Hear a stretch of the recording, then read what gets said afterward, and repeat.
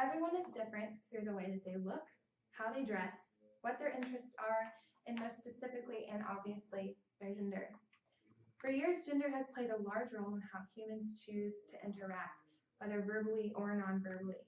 This has led to worldwide inequality and stereotypes, especially in the workplace. I'm going to start with a quote that I so enjoyed. It's by Kofi Annan, a Ghanaian diplomat. Gender equality is more than a goal in itself. It is a precondition for meeting the challenge of reducing poverty, promoting sustainable development, and building good governance. The research that I'm about to discuss and the statistics I'm about to name was done by Mary Britton, a sociology professor at Harvard University. She basically covered some of the inequality issues going on in the workplace, and this is just a take on her take on the research of the topic. She claims that women on average earn 80% of what men are paid. Now, obviously, based on my research and on hers as well, this can be situational. It depends on the woman, it depends on the man, it depends on the situation. So it could be either way, it could go any way. So it really just depends on the situation. But based on her research, for whatever reason, based on hers, on average, 80% is what women earn compared to men. Women, also according to Mary Britton, women also have most of the caregiving responsibilities fall on her. And this basically means, obviously, women give birth. So, naturally, people think in the society, it's kind of a stereotype, which we'll discuss later, that women will be the one to go home and take care of the child, the one who takes off work, the one who quits work to take care of the child. It's very rare, especially in America, and I mean, actually not even in America, compared to other countries, I'm sure it's less rare to America, but it's very rare just in general worldwide for men to be the one to take off and take care of the child. In fact, sometimes we're taken aback whenever the man says, yeah, I'm a stay-at-home dad. Whereas when a mom or a woman says, I'm a stay-at-home mom, people are like, okay, yeah, that's fine. It's not even normal. More hours as a caregiver actually puts women behind in the workplace, according to Mary Britton. She also discusses that because the woman is at home, usually taking care of the child, that they get behind on their work, which, you know, as proof, I actually when I started my job, I've been working there for 6 or 8 months, and then I took off for about 3 weeks. So I took off for about 3 weeks because I was going on trips. It was during Christmas break, and I was able to go on a few vacations, and I just took several trips with friends and my family, and we went several places. And so I was off work for a couple of weeks. And when I came back to work, I was a little rusty, and they had moved a few things, so I was not quite knowledgeable on where everything was. So that's basically what Britton is saying is that when women take, because they are the natural caregiver, when they return or whenever they try to come back to work, they're a little rusty. So she claims that they are looked at with less respect because of the balance of responsibilities they carry, whereas men carry just the workload alone, which is a little harsh, just harsh wording. But in reality, what she's trying to say is that because women get behind in the workplace, they are typically, and because they have more to worry about, they're typically on a lower level, a lower class of, they're not as promoted easily because in the professional work setting, the men are typically the bosses, whereas the women are typically front desk associates, assistants, those kind of things, because if they are gone, it's not detrimental to the company. And so that's basically what she's trying to say, is that women are typically caregivers, and because of that, they are as high level, and whenever they want to be high level, people are kind of resistant to do so for those reasons. And it's also, it leads to stereotypes, which I'm going to move on to now. Through all the statistics, it's obvious that women get the lesser end of it sometimes, but men have a hard time just the same, just for the simple reason of stereotypes. So, I mean, one could claim that it's always women who get the lesser end, and honestly, in a lot of situations, yes, because of the kind of society that we live in, and for the reasons I just discussed. But men also have that too, because everybody stereotypes, which I'm going to talk about. According to a journal article titled Gender in Society, some of the primary causes of stereotypes stem from cultural beliefs, which, basically, for example, means women equals caregiver, man equals provider. That's kind of what that's saying. The secondary cause is organizational structure, or in other words, workplace norms. So, for example, typically men are given the more heavy-duty jobs, whereas women are given more laid-back, like easy jobs. So, just make it a little personal. For some whatever reason in the South, at church when we're trying to set up for a dinner, all the people are saying, let's get the chairs, let's grab you men over there, let's go get the chairs. Well, I can carry a chair. So basically, I know that's not even like a sexist thing. It's just kind of what we've turned to as a society, and it may be more specifically Southern, kind of can be a regional thing, but just as a society in general, we tend to lean more toward men to have the more heavy-duty jobs.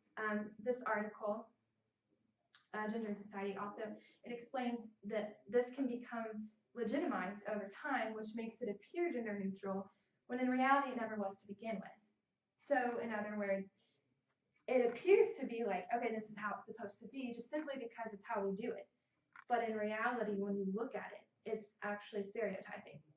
So, yes, this can lead to discrimination, which also can lead to harassment, which brings me to this quote. It says, increased presence of women may increase harassment, specific forms of it, as men interpret women's increasing presence as a threat to their power. This comes from the same article, Gender in Society, that I earlier mentioned. So basically it's saying that more women, more threat to men and their power. I have a quick video clip that I would like to show you all. Yes, it's from The Office. I'm sorry, Dr. Pepper. Hey, guys. Cool.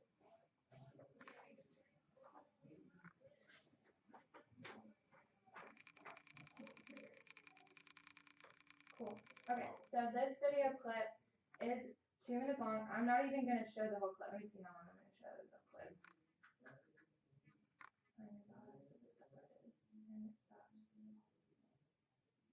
A minute and a half. So I'm only showing a minute and a half of the clip. So yeah, just a minute and a half, so you can contribute that into my PowerPoint. But there's that. Basically, I wanted to use The Office simply because, not for so much as entertainment purposes, but because I needed something more extreme to go off of, and The Office is nothing but extremes. So I wanted to use something super extreme, and I thought this clip was kind of a good, accurate example, visual example of the quote that I just mentioned about more women, more threat. And as you saw, Michael seemed a little threatened by Jan's persistence in speaking with the women. But anyway, moving on, according to a Forbes article titled, "Is Your Communication Style Dictated by Your Gender?" We can now move on into the discussion of the way that people, the strengths and weaknesses of genders based on their gender. So it mentioned women first, and on the left side we have the women's strengths. So ability to read body language, good listening skills, empathetic. And over on the right hand side we have their weaknesses. They tend to be overly emotional, meandering, not authoritative. So I want to reiterate, I'm going to reiterate this several times. I'm going to state it right now. This is super situational. It is not 100% across the board. Not every woman is overly emotional. Not every woman is, passive and not authoritative. This is simply just based on research. It can totally be. I have met many women who are not emotional at all. And I have met several women in the workplace at my own job where they are very authoritative and they take charge. So this again is very situational. This is just based on research. Likewise, we have men who, on the left-hand side, likewise, we have the strengths, whereas men tend to be commanding physical. They have a commanding physical presence. They're direct and to the point, and they have an effective display of power. Their weaknesses are over on the right-hand side, overly blunt, insensitive, too confident. Likewise, I've met men who are very empathetic, not insensitive, so it really just depends on the person. People are always looking to nonverbal behavior for either comfort or authority reasons. which, for example, this can mean, like, okay, I'll give you an example. Whenever I was first starting my job, I didn't know what I was doing. So 4 questions. I wanted to go to the manager that A, knew exactly what they were doing, and B, were approachable. So we tend to look at, the people in authority. We want to find our person for the person who is knowledgeable and makes us feel good, basically. Like, I don't want to go to someone who scares me because they scare me. So we tend to look at people for those reasons. And what do we look at? We look at nonverbals. Look at your best friend. Think of your best friends, your group of friends that you hang out with. When you first met them, how did you judge them? How did you say, I want to be their friend? You watched how they interacted with other people. You watched how they carried themselves, what they wore, what they did, how they listened, how they looked. Some people have a bad face. So it all depends on the nonverbals. How does this person carry themselves? Because honestly, when I see someone mean, it may not be because they're mean, but their nonverbals are saying, I'm kind of standoffish. And those kind of people tend to be less approachable. And whether we notice it or not, that's how we choose our friends. It's how we choose our favorite bosses. It's how we choose everybody in our lives. We look at their nonverbals. So it's really important to be mindful of those. It is also, like I stated earlier, and very, very, very, very, very important to remember that this is not straight across the board, 100% for everybody. Everyone's different. Everything is situational, and it all really just depends on the person. So just because a woman tends to be over emotional, based on research, does not mean that the girl sitting next to you is always going to be overly emotional. Nonverbal behaviors, according to a Forbes article, women tend to have what they call warm cues, where they face speaker with the whole body. They smile, they nod, they make eye contact, and they tilt their head to indicate that they're listening. So they just make subtle movements to make sure that the speaker knows that, yes, I'm paying attention to you. Whereas men tend to not be as great at listening nonverbally. When they use what Forbes called status signals, where they shake their head, they have blank expressions, and they stand tall, or they fold their arms, put their hands in their pockets, and they have a lack of eye contact. There are many times when I'm talking to my fiance, and I'm trying to talk to him, and he's looking off in the distance, and I'm like, snap back, I need you to look at me. And he's like, oh, I'm listening, but it doesn't seem that way. Women more than men also possess the ability to pick up on nonverbal behaviors better than men. So basically, whenever your girlfriend says, you're not listening to me, typically, even if you were listening, typically it's because you weren't showing her that you were listening to her. So it is so, so important to make sure that you are always making sure, it's so respectful, especially in a professional setting, to make sure that your boss, that your coworker knows that you are listening to them, whether or not you are. You need to, nonverbals are so, so, so important. A quote that I got from the same Forbes article says, female superiority in reading nonverbal signals is sometimes thwarted by men's ability to mask their facial expressions. So men, you may think you are hiding it well, but you are not, because we see right through it. All of these things I just mentioned, everything creates a very specific work environment. So everything I talked about the statistics on pay and how women are paid 80% of what men are paid, whether or not, it's for sexist reasons or whether or not it's for situational reasons, that, it all makes for a specific work environment. Increasing presence of women also threatens authority of men. That topic also creates a very specific work environment. Women also face issues with softness in tone and language. So for example, a woman who is a boss may approach a situation a little differently than a man who is a boss.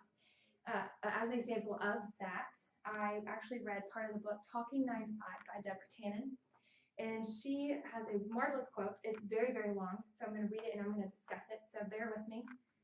It says, conversational rituals common among men often involve using opposition such as banter, joking, teasing, and playful put-downs, and expending effort to avoid the one-down position in interaction. So men tend to have a more joking, tone whenever they approach things.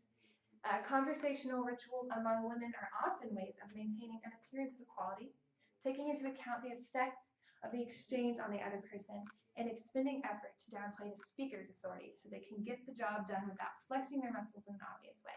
So women tend to be more cognizant of the person that they're talking to, whereas men are just like, hey, hey, hey, and then the women are more like okay, yes, this is who I'm talking to, so I'm going to approach this person this way because this is how I would want to feel. So to summarize basically that quote and put it all together in one story, Tannen actually went through and told a story first and then made that quote. So I'm going to give you the story that she told. She gave a specific work situation that she witnessed between two people. Their names were Amy and Donald. Amy's the boss. Donald is not the boss, just to give you an idea, to set it up. So Donald had a project that he was supposed to take care of, and when he brought the final thing to Amy, it was not completed in the way that it was supposed to be. So Amy, as the boss, her job is to correct it. So she brings Donald to her office, and she's nervous, she's scared. So she compliments the heck out of him and tells him, "This is what you did great. This is what you did awesome. This is really good. This is good." And then she went on to list, "This is what you didn't do so good. This part is not the best." And then she listed a few things that he needed to tweak. Well, Donald took it very well. Amy was super excited, super happy that it went well. And then so Donald went off on his merry way, took care of it, and then brought it back to Amy, and it wasn't right. It wasn't completed the way that Amy had wanted it to be completed. So the question is, why? Why did that happen that way? Well, Donald's response was, when approached with this, was, "You told me it was fine." And so that basically goes very well with to just give more insight on this quote. The simple idea behind this is that women have a way of communicating certain things, men have a way of communicating certain things. When you mesh those together, sometimes there's miscommunication. And so men, it's because they're more joking, they're more direct, like I mentioned earlier. Whenever they're not spoken to or approached in that way, they tend to get lost. Women, likewise, whenever they are not approached with like more passive behavior. And again, this is, like I've said 100 times, this is also very situational. Everything is just strictly based on research. It is not 100% across the board. Gender is merely a classification and not a definition. I came up with that myself. And basically what I'm trying to get across in that little sentence is that gender is something that you classify as, and it's not something you can use as an excuse. It is not something that you're supposed to use as, "Oh, I'm crying over this thing over here because I'm a woman." That is not how you approach a situation in any situation, but especially in a professional one. It is so important in the workplace to consider all aspects of each point that I just went over and be educated, because this is what makes us effective leaders and communicators, and that is just beyond important in the workplace. I'm going to end with a very, very wonderful quote that I found in an article. "The most effective communicators, male and female, are masters at balancing power and empathy signals so that they can come across as both confident and caring."